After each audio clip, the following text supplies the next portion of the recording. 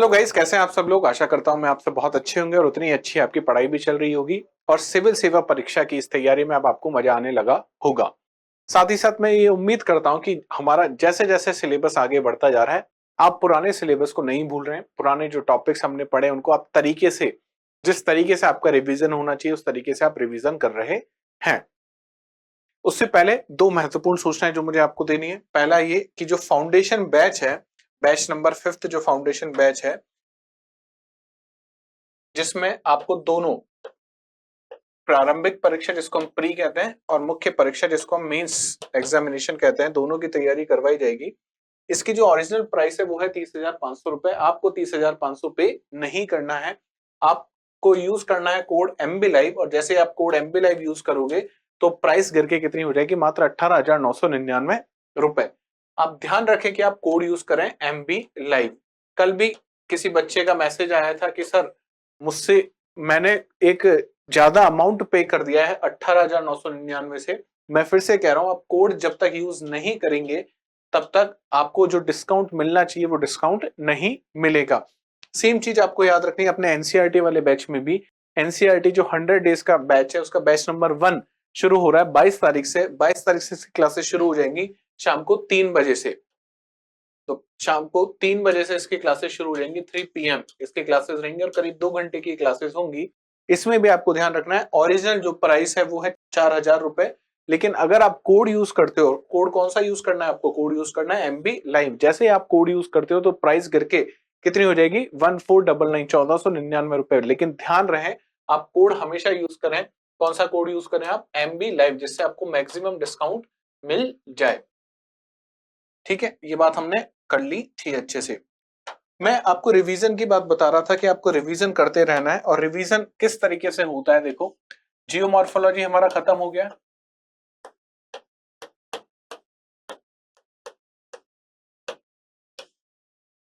आपने कितनी बार, मैं ये उम्मीद करता हूं कि आपने ये अभी तक कर लिया होगा।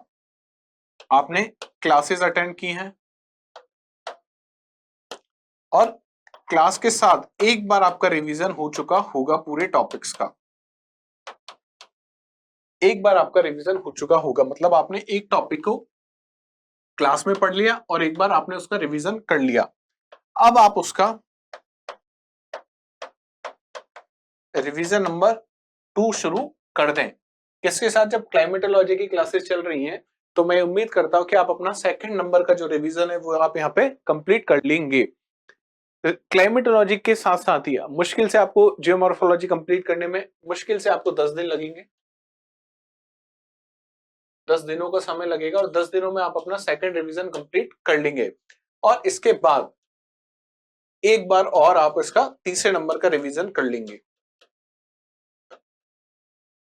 3 बार आपने यहाँ पे रिवीजन अपना कंप्लीट कर लिया, चौथी बार आपने क्लास में मेरे साथ रिवीजन कंप्लीट कर लिया है। तो आप पाएंगे कि आपने एग्जाम से पहले आप कितनी बार रिवाइज कर चुके हैं चीजों को, 4 बार रिवाइज यहीं पे कर चुके हैं।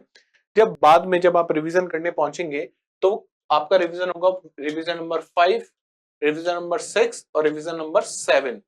7 बार आपने किसी चीज का रिवीजन कर लिया तो यकीन मानो, कितना भी मुश्किल सब्जेक्ट हो, कितना भी मुश्किल टॉपिक हो, 7 बार अगर आपने रिवीजन कर दिया तो वो अब आपके लिए मुश्किल नहीं रहेगा। तो मैं ये उम्मीद करता हूं कि आप हर एक टॉपिक का रिवीजन कितनी बार कर लेंगे, अपने प्रारंभिक परीक्षा से पहले 7 बार आपका रिवीजन हो चुका होगा। उसके बाद जैसे जैसे आप टेस्ट सीरीज ज्वाइन करेंगे, टेस्ट सीरीज के साथ आप टॉपिक्स को रिवाइज करते हुए चलेंगे। साथ ही साथ टेस्ट सीरीज जब देंगे, टेस्ट जब लगाएंगे आप अपने, उसके बाद आप जब उनका एनालिसिस करेंगे तब भी आप क्या करते रहेंगे, चीजों को रिवाइज करते रहेंगे। तो आप पाओगे कि आप करीब करीब 10 बार तक रिवीजन कर चुके हो। सिविल सेवा परीक्षा जो इतना बड़ा एग्जाम है उसको क्रैक करने का सिंपल सा फंडा ये है कि चीजों को आप रिवाइज करते ही जाओ। यहाँ पे बहुत ज्यादा क्वांटिटी मैटर नहीं करती है। देखो सिलेबस तो आपको कंप्लीट करना है, इसका तो कोई अल्टरनेटिव है ही नहीं। आपको वो पूरी तरीके से आपका कंप्लीट होना चाहिए। लेकिन क्या सिलेबस कंप्लीट करने से ये एग्जाम क्रैक हो जाता है? अगर ये कोई और एग्जाम होता तो हाँ, उसमें ये कहा जा सकता था कि हाँ, जैसे बोर्ड के एग्जाम में आपने देखा होगा कि सिलेबस आपने कंप्लीट किया और आप अश्योर हो जाते हो कि हाँ मैं अच्छे नंबर ले आऊंगा।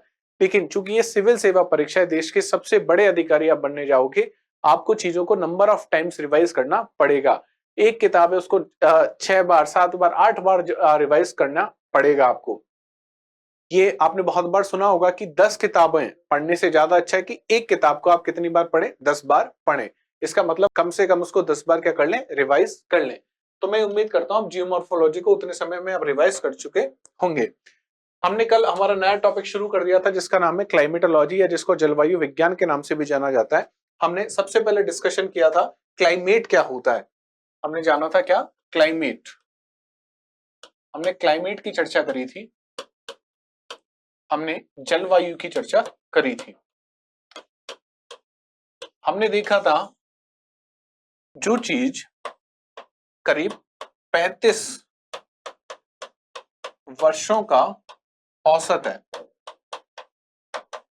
मौसमी जो घटना है उनका अगर हम 35 वर्षों का अगर औसत लेके चलें साथ में, तो उसको आप क्या कहोगे, क्लाइमेट कहोगे, उसको आप जलवायु कहोगे। तो फिर सर मौसम क्या होता है? मौसम जो हर दिन बदलता रहता है। मौसम क्या होता है? बदलता रहता है। जो बदलता रहता है वो क्या है? मौसम। और जो ना बदले वो क्या है? क्लाइमेट है, वो है जलवायु है। तो क्या कभी भी जलवायु नहीं बदलती है? तो इसका आंसर भी हमने देखा था, नहीं। जलवायु का भी परिवर्तन होता है। क्या होता है? जलवायु में भी आपको परिवर्तन देखने को मिलेंगे।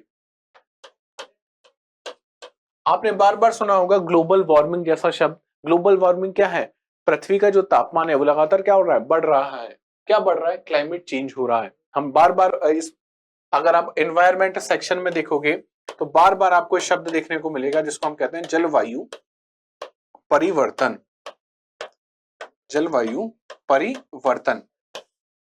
अच्छा, एक और मिथ ये रहता है कि जलवायु मनुष्य, चूंकि औद्योगिक क्रांति के बाद बहुत सारी फैक्ट्रीज स्टेब्लिश हो गई, बहुत सारी गैसों का उत्सर्जन करना शुरू कर दिया मनुष्यों ने, तो क्या हो रहा है, क्लाइमेट में बहुत चेंज आ रहे हैं। तो क्या सिर्फ मनुष्य इसके पीछे जिम्मेदार है, जलवायु परिवर्तन के पीछे? तो ये बात पूरी तरीके से सही नहीं है। जो अर्थ है, अर्थ का जो एटमॉस्फेयर है, अर्थ का जो वायुमंडल है, वो अपने आप में भी क्या होता रहता है? परिवर्तित होता रहता है। कैसे परिवर्तित होता रहता है? आप देखोगे जब अर्थ पैदा हुई थी आज से करीब 5 बिलियन वर्ष पूर्व, 5 बिलियन ईयर्स अगो, 5 बिलियन वर्ष पूर्व जब अर्थ पैदा हुई थी, तो इसका जो वायुमंडल था, इसका जो क्या था, इसका जो वायुमंडल था, इसका जो एटमॉस्फेयर था, इसमें आपको कौन सी गैसें देखने को मिली थी? तो आपको पता होना चाहिए, यहाँ पे आपको सिर्फ हाइड्रोजन और हीलियम जैसी गैसें देखने को मिल रही थी, H2 और He। लेकिन धीमे धीमे आप देखोगे जब डी गैसिंग की प्रक्रिया शुरू हुई, कौन सी प्रक्रिया? डी गैसिंग की प्रक्रिया शुरू हुई, अर्थ धीमे धीमे, पृथ्वी धीमे धीमे क्या होने लगी? ठंडा होने लगी। तो आप देखोगे हाइड्रोजन, हीलियम, इसके अलावा जलवाष्प H2O, कार्बन मोनोऑक्साइड जैसी गैसें भी क्या होने लगी? बाहर आने लगी। और डी गैसिंग के बाद जब क्या हुआ? पृथ्वी पे जीवन प्रारंभ हुआ। पृथ्वी पे क्या प्रारंभ हुआ? जीवन जब प्रारंभ हुआ, तो इस जीवन के कारण आप देख रहे थे कि कौन कौन सी गैसेस आ गई? कार्बन डाइऑक्साइड गैस आ गई, ऑक्सीजन गैस आ गई। ये सब किसके कारण आई? ये सब जीवन के कारण आई। तो लगातार क्या हो रहा है? वायुमंडल में परिवर्तन हो रहा है। तो वायुमंडल, वायुमंडल कैसी चीज है?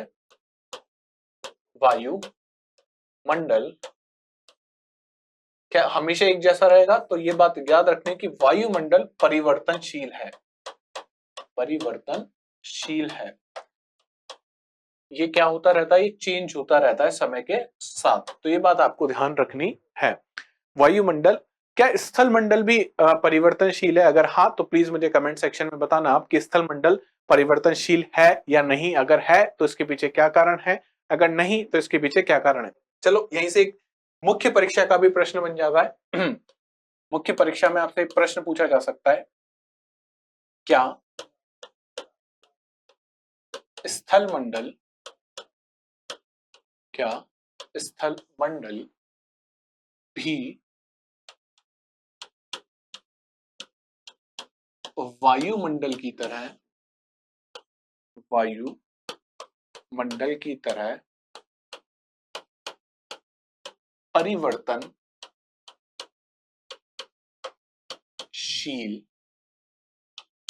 है? अगर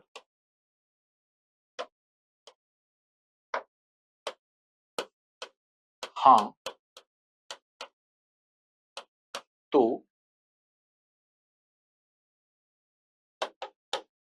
समझाइए कैसे।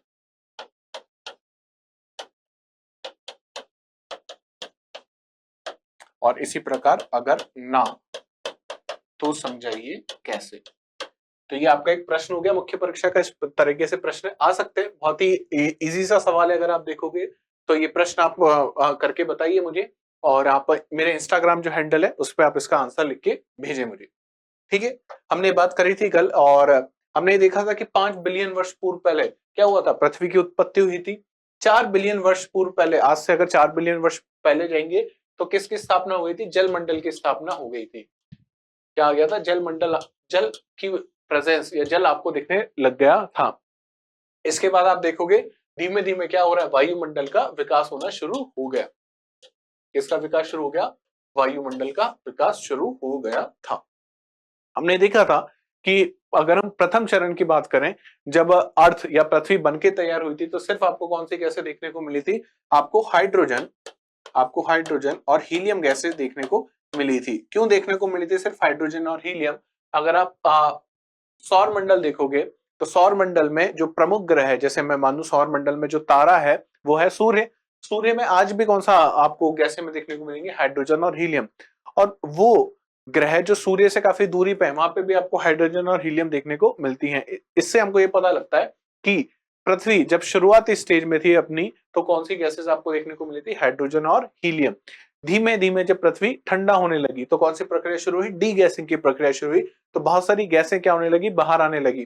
क्यों आने लगी, हमें पता है कि पृथ्वी के नीचे बहुत सारी क्या है, परतें हैं, और इन परतों में जो रासायनिक तत्व हैं उनके बीच में क्या होती है, बहुत सारी अभिक्रियाएं होती हैं। जब अभिक्रियाएं होती हैं तो उस अभिक्रिया के कारण क्या होता है, गैसें बाहर निकलना शुरू होती हैं। तो यहाँ पे वो प्रक्रिया शुरू हुई डी गैसिंग की। तो यहाँ पे आप देख रहे हो हाइड्रोजन, कार्बन डाइऑक्साइड और नाइट्रोजन जैसी गैसें आपको देखने को मिली। इसके बाद आज जो आप वायुमंडल देखते हो उसमें आपको अलग अलग प्रकार की गैसें देखने को मिलेंगी, जिसमें सबसे ज्यादा आपके पास क्या प्रेजेंट है, नाइट्रोजन प्रेजेंट है जो 78% है। उसके बाद आप देखोगे ऑक्सीजन प्रेजेंट है, कार्बन प्रेजेंट है, आर्गन प्रेजेंट है, कार्बन डाइऑक्साइड प्रेजेंट है। ये सब क्या है, ये आज का वायुमंडल आपको देखने को मिला। तो वायुमंडल का लगातार क्या हो रहा है, वायुमंडल लगातार आप देख रहे हो विकसित हो रहा है। वायुमंडल लगातार क्या हो रहा है, उसमें आपको बदलाव देखने को मिल रहे हैं। अच्छा, साथ ही साथ हमने एक और बात करी थी कि जब भी आज के बाद हम लोग बात करेंगे कि वायुमंडल, आप कभी भी बात करें वायुमंडल या मैं कहूं एटमॉस्फेयर,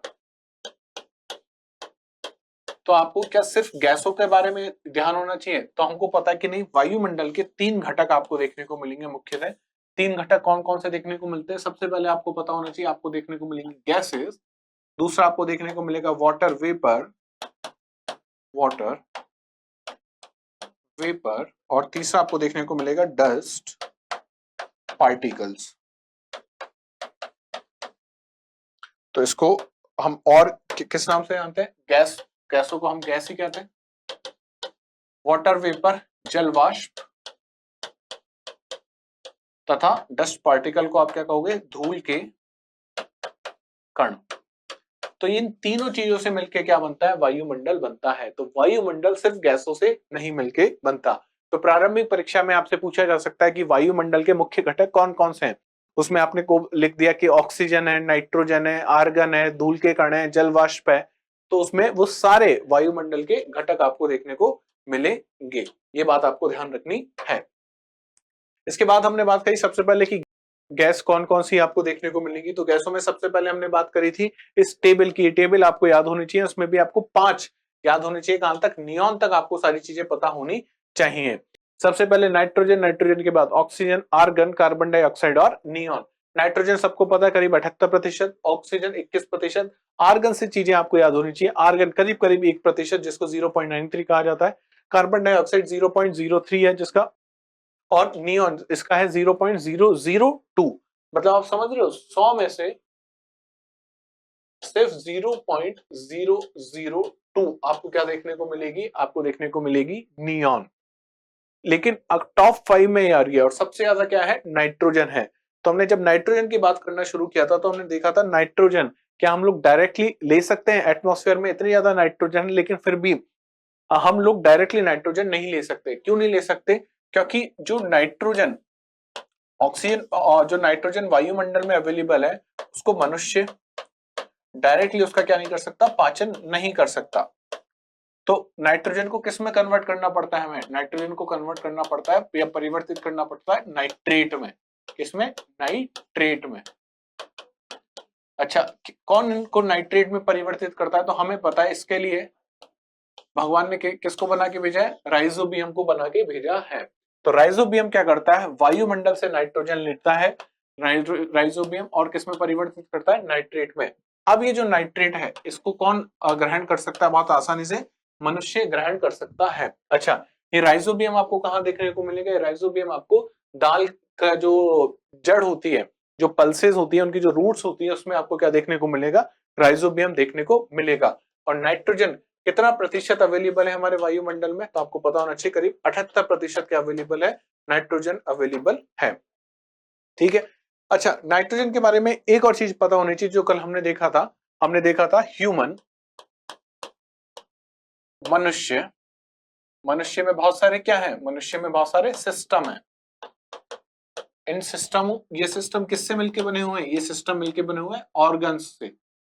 अच्छा, ये ऑर्गन्स किसके मिलके बने हुए हैं, हमें पता है ऊतकों से, जिनको कहा जाता है टिश्यूज। ये टिश्यूज किसके मिलके बने हुए हैं, ये बने हुए हैं सेल। सेल्स में आपको क्या देखने को मिलेगा, सेल में आपको देखने को मिलेगा न्यूक्लियस। न्यूक्लियस में आपको क्या देखने को मिलेंगे, न्यूक्लियस में आपको देखने को मिलेंगे क्रोमोसोम। और क्रोमोसोम में आपको, या फिर यहां से भी जाना जा सकता है, यहाँ पे आपको न्यूक्लिक एसिड देखने को मिलेगा, न्यूक्लिक एसिड। और न्यूक्लिक एसिड में आपको दो न्यूक्लिक एसिड फेमस है, डीएनए और आरएनए। एनए न्यूक्लिक एसिड, और न्यूक्लिक एसिड किससे मिलके बना होता है, न्यूक्लिक एसिड बना होता है नाइट्रोजन से। उसमें नाइट्रोजन की एक इंपॉर्टेंट भूमिका होती है। साथ ही साथ जो हमारे शरीर में प्रोटीन होते हैं, प्रोटीन के लिए भी आपको क्या चाहिए होता है, एमिनो एसिड चाहिए होता है। और जहां पे भी आपको एमिनो लिखा हुआ मिल जाए, एमिनो का मतलब क्या है, एमिनो का मतलब है उसमें नाइट्रोजन मिला हुआ है। ठीक है, तो ये आपको पता होना चाहिए नाइट्रोजन के बारे में। इसके बाद हमने बात करी थी, नाइट्रोजन के बाद किसकी बात करी थी हमने, ऑक्सीजन की बात करी थी। ऑक्सीजन चूंकि जीवनदायिनी गैसेस है, ऑक्सीजन O2। ठीक है, ऑक्सीजन का निर्माण किस प्रकार होता है, ऑक्सीजन हमें कौन देता है, ऑक्सीजन हमें देते हैं पेड़ पौधे। पेड़ पौधे ऑक्सीजन कहां से लेके आते हैं, उनके पास फैक्ट्री है, हाँ उनके पास फैक्ट्री है। कौन सी फैक्ट्री है उनके पास, उस फैक्ट्री का नाम ही क्या है, पेड़ पौधे। ये आपका कोई वृक्ष है, ये आपका ट्री है, ये आपका वृक्ष है। ये सूरज की रोशनी में, सूर्य की रोशनी में क्या करते हैं, अपना खाना बनाते हैं। इस प्रोसेस को क्या कहा जाता है, फोटोसिंथेसिस। ये इसे मैं कह सकता हूं प्रकाश संश्लेषण। इस प्रकाश संश्लेषण या फोटोसिंथेसिस में क्या होता है, जो भी कार्बन डाइऑक्साइड है, जो किसने ग्रहण करी है, जो वृक्षों ने ग्रहण करी है, ये किस में परिवर्तित होती है, ये ऑक्सीजन में परिवर्तित होती है। और ये ऑक्सीजन कौन ले पाता है, ये ऑक्सीजन ले पाते हैं मनुष्य। तो मनुष्य को ऑक्सीजन कहां से मिली, वृक्षों से मिली। और मनुष्य की कार्बन डाइऑक्साइड कौन ले लेता है, वृक्ष ले लेते हैं, इसलिए वृक्ष लगाने चाहिए।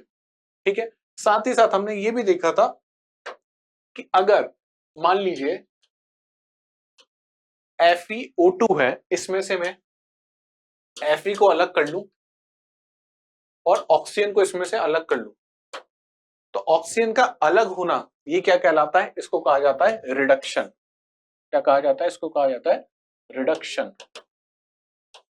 अब चयन इसको हम लोग कहते हैं। तो ये चीज भी आपको पता होनी चाहिए कि ऑक्सीजन हमको कहां से मिल सकती है, एक तो रिडक्शन से मिल सकती है, साथ ही साथ वृक्ष जो होते हैं, पेड़ पौधे जो होते हैं, वो भी हमको क्या देते हैं, ऑक्सीजन देते हैं। अच्छा, एक बात और आपको याद होनी चाहिए, हमने एक टेबल देखी थी, आपको याद हो, पीरियोडिक टेबल।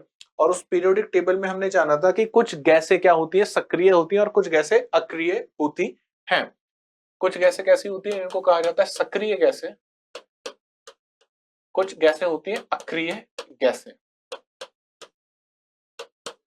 एक्टिव गैसेस, इनको कहा जा सकता है पैसिव।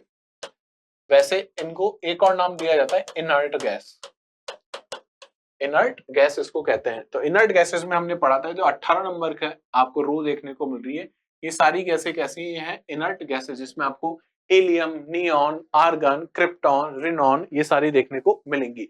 अगर ये गैसें आपके पास प्रेजेंट है तो किसी के साथ क्या नहीं करेंगे, रिएक्ट नहीं करेंगे। क्या इसमें ऑक्सीजन दिख रही है आपको? तो ऑक्सीजन नहीं है। तो ऑक्सीजन कैसी गैस है? ऑक्सीजन एक काफी सक्रिय गैस है। तो ऑक्सीजन किसी के साथ भी क्या करती है, अभिक्रिया करना शुरू कर देती है। साथ ही साथ वायुमंडल में जो तीसरी इंपॉर्टेंट गैस है वो कौन सी है? आर्गन आपको देखने को मिलेगी। आर्गन कैसी गैस है? आर्गन अक्रिय गैस है। ऐसी चीजें जिसको आपको वायुमंडल से क्रिया नहीं करवानी है, वायुमंडल से कोई रासायनिक अभिक्रिया ना हो, उस चीज में आप क्या करोगे, वहां पे आप किसका प्रयोग कर सकते हो? वहां पे आप आर्गन का प्रयोग कर सकते हो। किस प्रकार कर सकते हो? मान लो यहां पे आपको क्या देखने को मिल रहा है? टंगस्टन देखने को मिल रहा है। टंगस्टन, टंगस्टन क्या होगा? टंगस्टन बहुत आसानी से जो वायुमंडल की गैसें हैं, जो वायुमंडल की जो गैसें हैं उनके साथ क्या करेगा? रिएक्शन कर लेगा। हमको रोकना है कि वायुमंडल की गैसों के साथ कौन रिएक्शन ना करे? टंगस्टन रिएक्ट ना करे। सबसे पहले हमने क्या करी? एक कांच किया, एक ग्लास की एक लेयर बना दी, लेयर बना दी। लेकिन फिर भी तापमान बदलने से या तापमान कम होने से क्या हो सकता है कि गैसें अंदर आ सकते हैं और किसके साथ रिएक्शन कर सकती हैं? टंगस्टन के साथ रासायनिक अभिक्रिया कर सकती हैं। तो अभिक्रिया ना हो इसलिए हमने यहाँ पे कौन सी गैस भर दी? यहाँ पे हमने भर दी आर्गन गैस।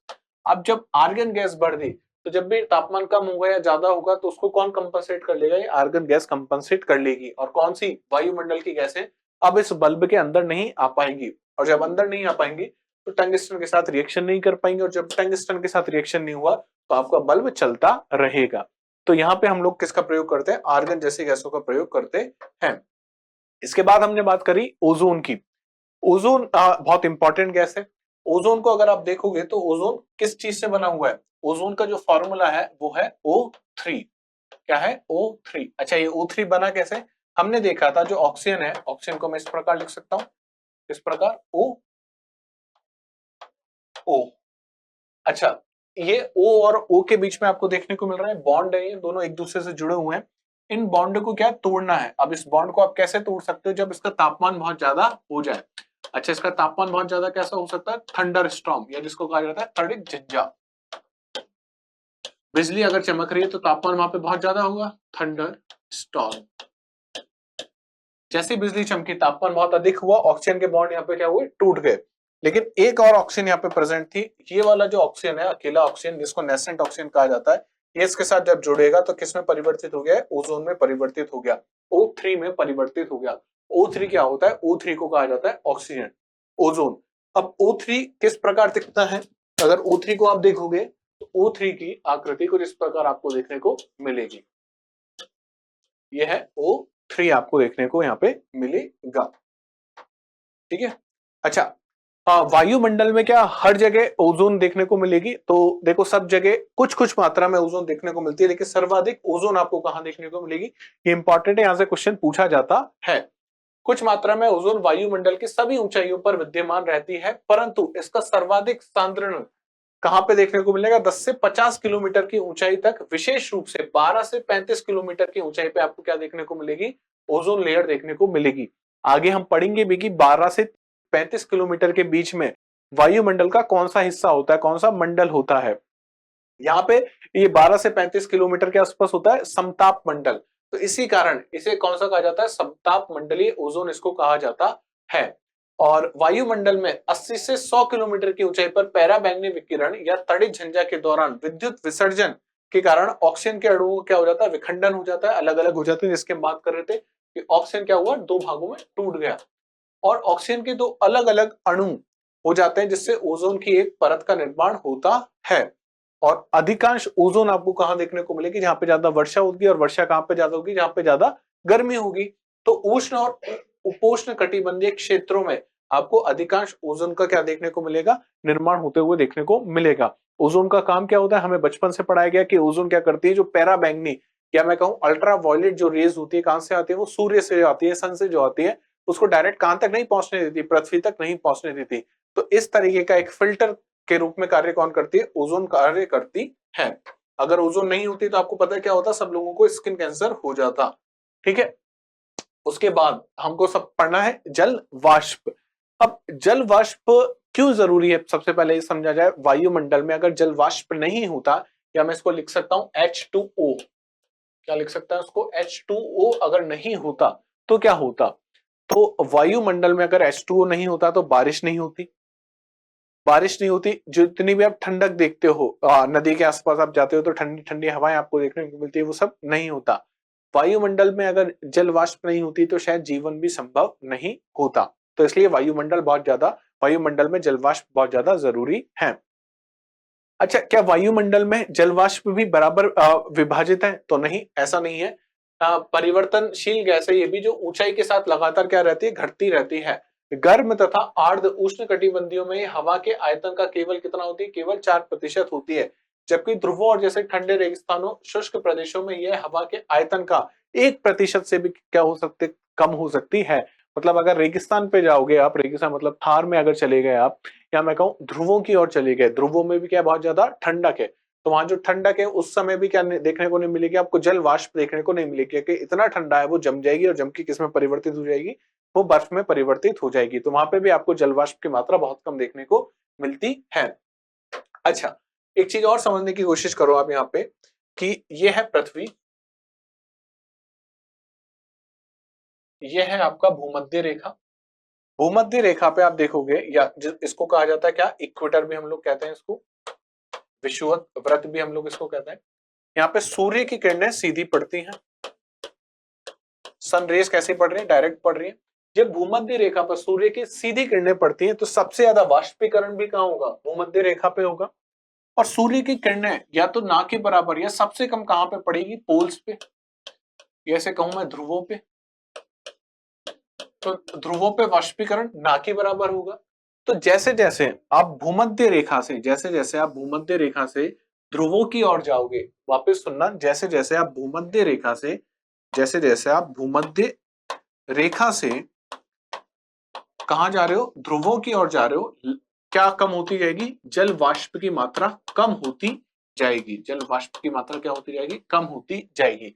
अगर इसको उल्टा कहा जाए, उसको उल्टा कैसे, अगर ध्रुवों से भूमध्य रेखा की ओर मैं आ रहा हूं, ध्रुवों से कहां पे आ रहा हूं, भूमध्य रेखा की ओर अगर मैं आ रहा हूं, तो जल वाष्प की मात्रा लगातार क्या होती जाती है, बढ़ती जाती है। यह सूर्य से क्या निकलने वाले ताप को कुछ भाग को अवशोषित करती है तथा पृथ्वी से निकलने वाले ताप को संग्रहित करती है। इस प्रकार यह कंबल की तरह भी कार्य करती है। जैसे हमने देखा था कार्बन डाइऑक्साइड क्या करती है, वो भी कंबल की जैसे कार्य करती है।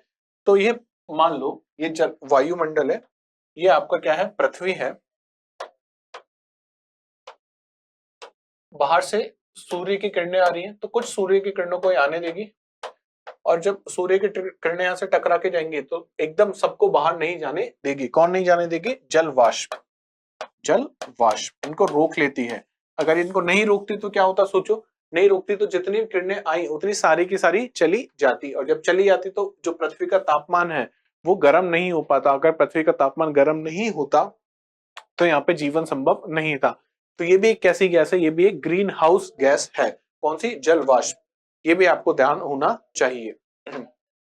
आगे चलते हैं। जल वाष्प के बाद हमको क्या पढ़ना है, जल वाष्प के बाद हमको देखना है, हाँ, जल वाष्प किसमें काम में आते हैं, मौसम संबंधी जो भी घटनाएं आप देखने को मिलते हैं, जैसे वर्षा हो रही है उसके पीछे भी कौन जिम्मेदार है, जल वाष्प। बादल जो बन रहे हैं उसके पीछे भी कौन सा जिम्मेदार है, जल वाष्प जिम्मेदार है। अब यहाँ पे इन दो शब्दों को लेकर आप चिंता मत करना कि क्या होता है, गुप्त ऊष्मा क्या होता है, ये किस बीमारी का नाम है, गुप्त ऊष्मा। ये हम सब जब साइक्लोन या चक्रवात पढ़ेंगे तो अच्छे से समझेंगे। संघनन क्या होता है, जब हम वर्षा पढ़ेंगे तब अच्छे से समझेंगे। ये इसमें आपको डरने की आवश्यकता नहीं है। अगर फिर भी डर लग रहा है तो मैं समझा देता हूँ क्या होता है। संघनन क्या होता है, देखो, जब जल वाष्प में कैसे परिवर्तित हुआ, तो जल वाष्प में परिवर्तित कब होता है, जब सूर्य से आने वाली जो ऊष्मा है उसको क्या करेगा, जल अपने में ग्रहण कर लेगा, अपने आप में अवशोषित कर लेगा। तब क्या होगा, जल का तापमान बढ़ जाएगा, और तापमान जैसे ही बढ़ेगा जल का, वो किस में परिवर्तित हो जाएगा, वाष्प में परिवर्तित हो गया।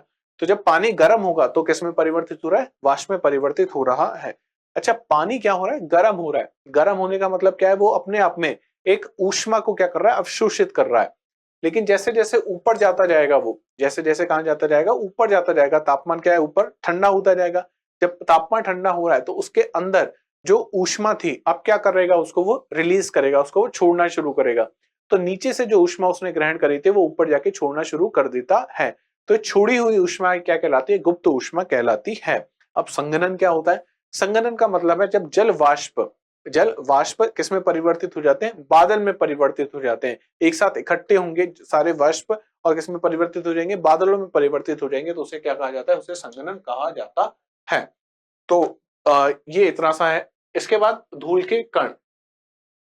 धूल के कण सबसे पहले तो सोचो ये आए कहां से होंगे? धूल के कण।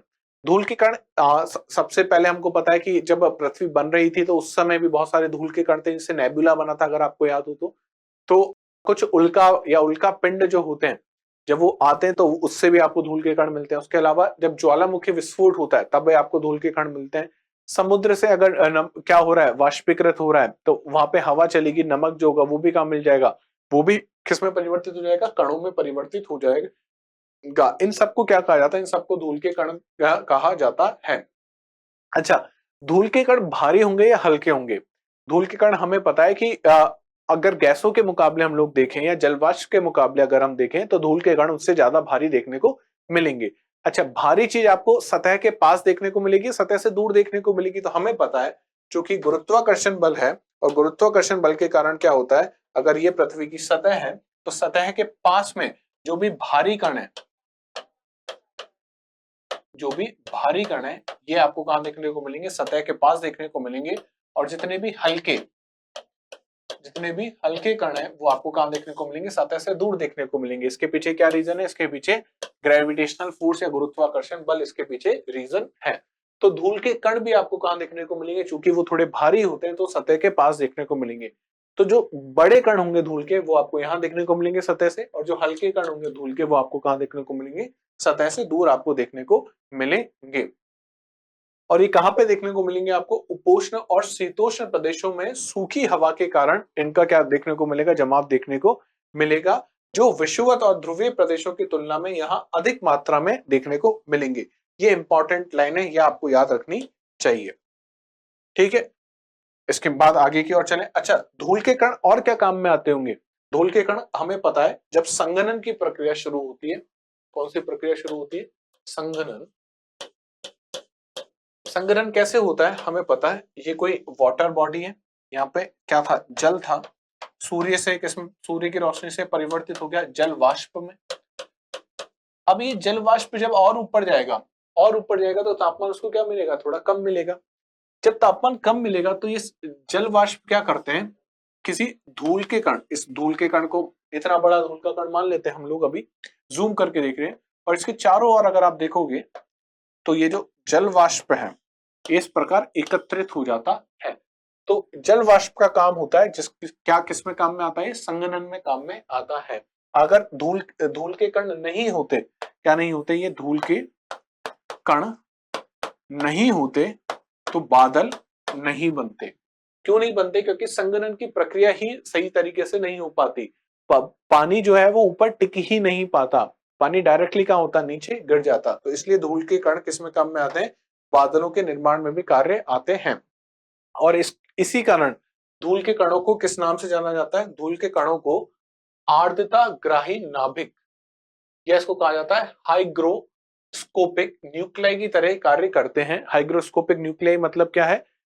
सिर्फ यही मतलब है कि ये केंद्रक के रूप में कार्य कर रहा है। और किसके केंद्रक के रूप में? जिसके चारों तरफ आपको क्या देखने को मिलेंगे? जलवाष्प देखने को मिलेंगे। इसीलिए इसको किस नाम से जाना जाता है? आर्द्रता ग्राही नाभिक या हाइग्रोस्कोपिक न्यूक्लियाई के नाम से जाना जाता है। ठीक है। अच्छा, आपने कभी कभी दो शब्द सुने होंगे जिनको कहा जाता है डॉन, ट्विलाइट। डॉन और ट्विलाइट इसको कहा जाता है। ये क्या होते हैं डॉन? डॉन अगर देखोगे तो इसे उषा काल कहा जाता है। इसे क्या कहा जाता है? डॉन को उषा काल कहा जाता है। और ट्विलाइट को कहा जाता है गोधूली बेला। ट्विलाइट को हम लोग कहते हैं गोधूली बेला, और डॉन को कहा जाता है उषा काल। अच्छा, ये आप कब देख सकते हो? जब आप मानो आप लोग रात तक पढ़े, पूरी रात आपने पढ़ी, और सुबह सुबह जब आपको नींद आने लगेगी 4:30-5 बजे के आसपास का समय होगा, वो जो समय होता है वो उषा काल होता है, उसको डाउन कहा जाता है। और जो शाम का समय जिस पे आप संध्या वंदन करते हैं, जब दिन और रात दोनों मिल रहे होते हैं, उसको क्या कहते हैं हम लोग? ट्विलाइट के नाम से वो जाना जाता है। इस दोनों समय में अगर आप आकाश को देखोगे, किसको देखोगे? आकाश को। अरे आपके दोस्त का नाम आकाश है, उसकी बात नहीं कर रहा मैं। आकाश का मतलब यहाँ पे है स्काई। आकाश को अगर आप देखोगे तो डॉन और ट्विलाइट, उषा काल या गोधूली बेला पे आकाश का रंग आप देखोगे, उसमें हल्की सी क्या देखने को मिलेगी आपको? लालिमा देखने को मिलेगी। हल्का सा जो स्काई होता है वो रेडिश हो जाता है, लाल रंग का हो जाता है। उसके पीछे क्या कारण है? उसके पीछे ये धूल के कण ही जिम्मेदार हैं। क्यों ये धूल के कण जिम्मेदार हैं? जब सूर्य से आने वाली जो किरणें हैं, ये इस धूल के कण से टकराती हैं, तो ये धूल का कण क्या करता है? इन किरणों को इस प्रकार चारों तरफ क्या कर देता है? बिखेर देता है। क्या करता है? बिखेर देता है। और अंग्रेजी में इस बिखेरने को हम लोग कहते हैं स्कैटरिंग। क्या कहते हैं इसको? स्कैटरिंग कहते हैं। तो इस स्कैटरिंग किसकी हो रही है? लाइट की जब स्कैटरिंग होती है तो आपको किस प्रकार रंग देखने को मिलता है? लाल देखने को मिलता है। किसका रंग? आकाश का रंग। तो ये बात ध्यान रखना, ये साइंस एंड टेक में भी, बेसिक साइंस जो है वहां पे भी काम में आएगा। बाकी मनीष सर आपको बहुत अच्छे से समझाई देंगे सारी चीजें। तो जो स्कैटरिंग होती है, स्कैटरिंग का मतलब यही है, जब लाइट की जो रे है, लाइट की जो किरण है वो आके टकरा रही है तो क्या करती है? बिखर जाती है। तो उसी कारण आपको आकाश का रंग किस प्रकार देखने को मिलता है? लाल रंग का देखने को मिलता है। सूर्योदय तथा सूर्यास्त के समय आकाश में लाल और नारंगी रंग की छटाओं का निर्माण कौन करता है? धूल के कण करते हैं।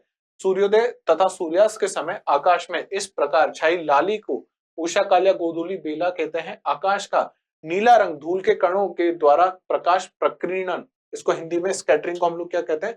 प्रकाश प्रकीर्णन कहते हैं। स्कैटरिंग के कारण ही दिखाई देता है। तो ये साइंस का क्वेश्चन भी है। तो इसीलिए मैं कह रहा हूं क्लाइमेटोलॉजी इसीलिए बहुत इंपॉर्टेंट हो जाता है। इसमें बहुत सारी चीजें हम लोग है ना इधर उधर से उठाएंगे, और इस टॉपिक से भी बहुत सारी चीजें आप देखोगे एनवायरमेंट में, बहुत सारी चीजें यहां से उठाई गई। अगर एनवायरमेंट अच्छे समझना है तो क्लाइमेटोलॉजी आपको अच्छे से आनी चाहिए। इसके बाद अगर हम बात करते हैं धूल के कणों के बाद, क्या इनका और भी कोई कारण होता है? तो धूल के कणों के अलावा आप देखोगे वायुमंडल में कुछ और ठोस कण देखने को मिलते हैं जो सूक्ष्म कण होते हैं। आपको मास्क बहुत अच्छे से याद होंगे, जिसमें आपने N95 मास्क के बारे में बहुत सुना होगा। आप देखोगे ये एनसीआर वाला जो रीजन है, मैं कहूँ जो दिल्ली के आसपास वाला क्षेत्र है, यहाँ पे दीपावली के बाद या दीपावली के आसपास वाला जो समय होता है, वहां पे बहुत पहले से वो लोग क्या कर रहे हैं? मास्क यूज कर रहे हैं।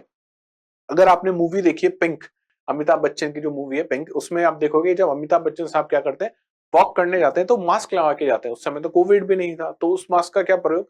उस मास्क का यही प्रयोग होता है कि जो सूक्ष्म ठोस जो कण होते हैं, वो जब हम लोग श्वास लें, जब हम लोग इनहेल करते हैं, तब वो हमारे अंदर हमारे साथ नहीं चले जाएं, श्वास के साथ अंदर ना चले जाएं। जब वो अंदर चले जाएंगे तो क्या होगा? हमारे फेफड़ों पे वो जमना शुरू हो जाएंगे, और जब अगर वो जमना शुरू हो जाएंगे तो पूरी दीवारों पे क्या होगा? पेंट वो कर देंगे, मतलब पेंट जैसी आकृति वो बना देंगे, और हमारे फेफड़ों को क्या करना शुरू कर देंगे? गलाना शुरू कर देंगे। तो इसलिए वो लोग क्या करते थे? मास्क यूज करते थे।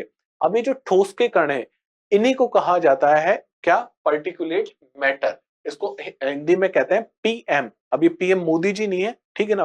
पीएम का मतलब यहाँ पे पार्टिकुलेट मैटर इसको कहा जाता है। अच्छा, पार्टिकुलेट मैटर जो होता है ये आपको दो साइज में देखने को मिलेगा। दो साइज में मतलब इसको एक को कहा जाता है पीएम 2.5 और दूसरे को कहा जाता है पीएम 10। अब ये पीएम 2.5 और पीएम 10 क्या हुआ? 2.5 और 10 इसकी साइज है। अच्छा, अब साइज का मतलब क्या हुआ यहाँ पे? आपने एक चीज सुनी होगी, किलोमीटर, फिर आपने सुना होगा मीटर, फिर आपने सुना होगा सेंटीमीटर, फिर आपने सुना होगा मिलीमीटर। ये सब चीजें आपने सुनी है। किलोमीटर सुना होगा, मिलीमीटर सुना है, सेंटीमीटर सुना है, ये सब चीजें आपने बहुत अच्छे से जानते हो आप। इसी में अगर आप और नीचे जाओगे ना, और अंदर बहुत छोटी इकाई में जाओगे, तो एक मीटर आता है, इसको कहा जाता है माइक्रोमीटर। क्या कहते हैं इसको? इसको कहते हैं माइक्रोमीटर।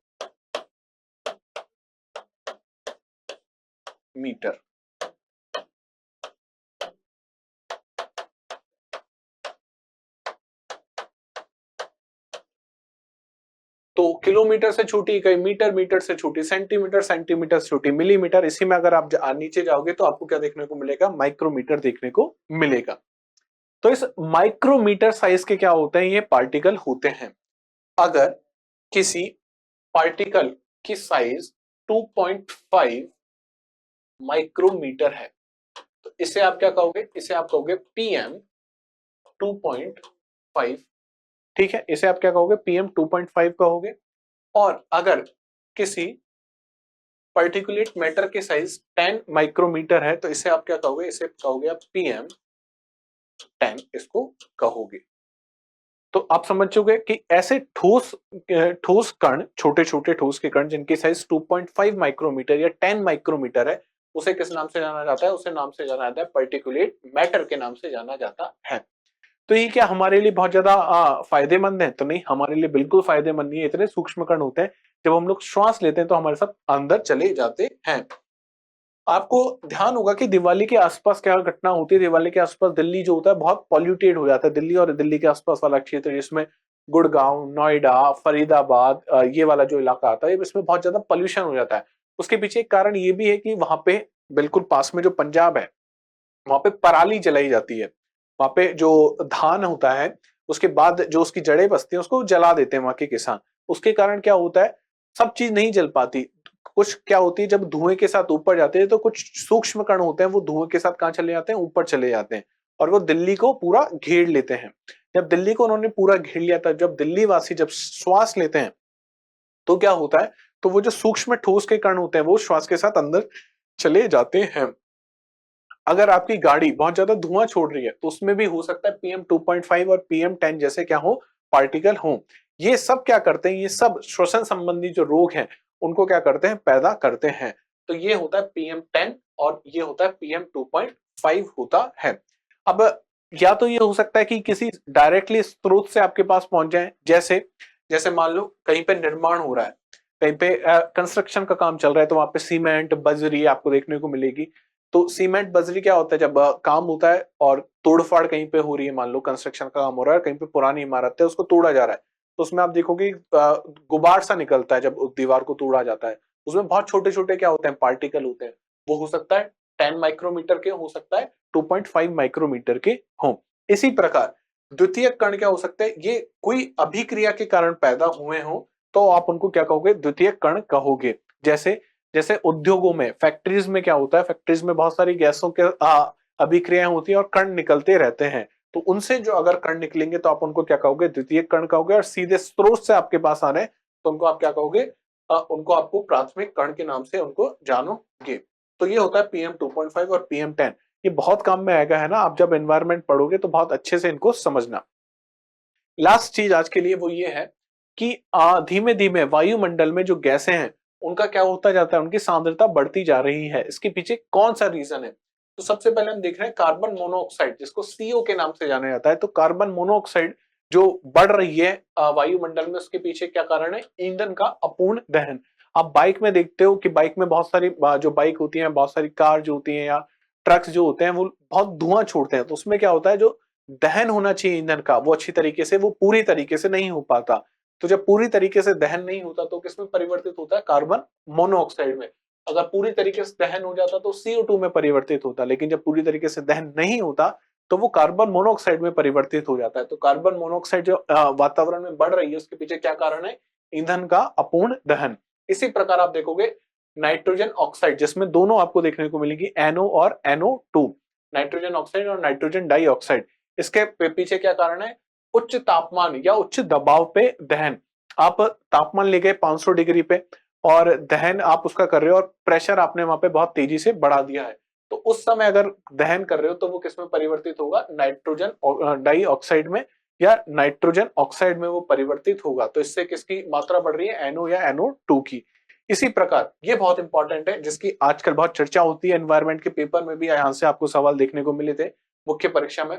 इसको कहा जाता है वॉलेटाइल कार्बनिक कंपाउंड या वॉलेटाइल ऑर्गेनिक कंपाउंड, इनको कहा जाता है वाष्पशील कार्बनिक यौगिक। ये क्या होते हैं, आपने घर में कभी पेंट हुआ होगा, तो पेंट के बाद जब जैसे आप एंटर करोगे ना, एक अलग प्रकार की स्मेल आपको देखने को मिलेगी। या फर्नीचर के शॉप के बाहर से आप निकलोगे जहां फर्नीचर पे पॉलिश की जा रही है, तो आप एक अलग तरह की स्मेल आपको सूंघने को मिलेगी। वो क्या है, वो ये वाष्पशील जो है कार्बनिक यौगिक है। ये क्या होता है, हम सांस के साथ अंदर चले जाते हैं। तो ये कब बनेंगे, देखो, जीवाश्म ईंधन का अपूर्ण दहन हो, क्लीनिंग हो या पेंट आपके जो सॉल्वेंट होते हैं जिनमें पेंट घोला जाता है, वहां से आपको क्या देखने को मिलेंगे, VOC, volatile organic compound. VOC के नाम से आप इसको याद रखना, VOC के नाम से ये एग्जाम में पूछा जा सकता है। ओजोन, ओजोन क्यों बढ़ रहा है? प्रकाश की रासायनिक अभिक्रियाओं के कारण ये बढ़ रहा है। इसी प्रकार ये कुछ और चीजें हैं जो आपको पता होनी चाहिए। ये टेबल आपके कहाँ काम में आएगी? ये टेबल आपके काम में आएगी यहाँ पे आपसे ये पूछा जाएगा कि वातावरण में ये कोई गैस है, ये क्यों बढ़ रही है लगातार, इसके पीछे क्या रीजन हो सकता है, तो वहां पे ये टेबल आपके काम में आएगी। तो आशा करता हूं आज का ये चैप्टर जो आज हमने टॉपिक देखा वो आपको अच्छे से समझ में आया होगा। साथ ही साथ अब नेक्स्ट क्लास में जब हम मिलेंगे तो हम लोग किसके बारे में बात करेंगे? हम लोग बात करेंगे वायुमंडल की संरचना के बारे में, कि वायुमंडल को कितने मंडलों में और बांटा जा सकता है, किस प्रकार उसका वर्गीकृत किया जा सकता है। क्लास की जो PDF है, आपको पता है आपका टेलीग्राम चैनल है मुकुल भारद्वाज ज्योग्राफी, वहां पे मिल जाएगी। साथ ही साथ मैं फिर से बता रहा हूं कि 20 तारीख इसकी लास्ट डेट है, 6 बजे से क्लासेस मिलेंगी आपको। बैच नंबर 5 है, फाउंडेशन कोर्स है जिसमें प्री और मेंस दोनों की तैयारी करवाई जाएगी। साथ ही साथ जो मेंटरशिप वाला जो फीचर है वो भी इसमें आपको देखने को मिलेगा। टेस्ट सीरीज आपको देखने को मिलेगी, आंसर राइटिंग प्रोग्राम आपको देखने को मिलेंगे। ओरिजिनल प्राइस है 30,500 रुपए, आपको 30,500 पे नहीं करना है। आपको कोड कौन सा यूज करना है? कोड यूज करना है MB Live, और जैसे आप कोड MB Live यूज करोगे तो प्राइस गिर के कितनी हो जाएगी? मात्र 18,999 रुपए। जो लोग अभी चाहते हैं कि हम लोग हमारी NCERT बहुत अच्छे से कर लें, उसके बाद फाउंडेशन कोर्स में जाएंगे, तो उनके लिए NCERT का फर्स्ट बैच लॉन्च कर दिया स्टडी IQ IAS हिंदी ने, जो कब से शुरू हो रहा है? 22 मई से। इसमें भी आपको कोड यूज करते हो अगर MB Live, तो जो ओरिजिनल प्राइस है 4,000 रुपए वो नहीं देके आपको कितने रुपए में बैच मिल सकता है? मात्र 1499 में। लेकिन ध्यान रखना है कि आप कोड यूज करें कौन सा? MB Live।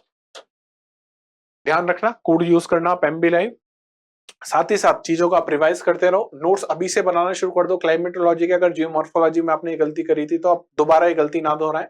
मेरे साथ साथ चीजों को जितना ज्यादा रिवाइज करते चलोगे उतना ज्यादा आप जब आप रिवीजन करोगे तब आपको फायदा होता जाएगा। मिलते हैं कल वायुमंडल की संरचनाओं के साथ, वायुमंडल के वर्गीकरण के साथ। तब तक आपको क्या करना है? अपना ध्यान रखना है, चीजों को पढ़ते रहना है, रिवाइज करते रहना है, शॉर्ट नोट्स बनाना है, सेशन को लाइक करना है, शेयर कर देना है और चैनल को सब्सक्राइब कर लेना है। Thank you very much. जय हिंद, जय भारत।